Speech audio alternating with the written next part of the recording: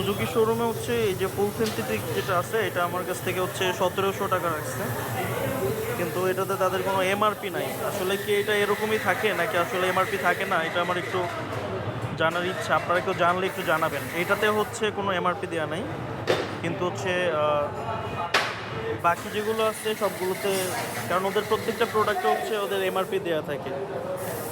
যেমন এইটাতে হচ্ছে এমআরপি আছে, এখানে হচ্ছে মিনারেল যেটা আছে এটাতে এমআরপি আছে, কিন্তু ফুল সিনথেটিকে এমআরপি নাই। এটা একটু কাইন্ডলি যদি কেউ জানাতেন আমাকে।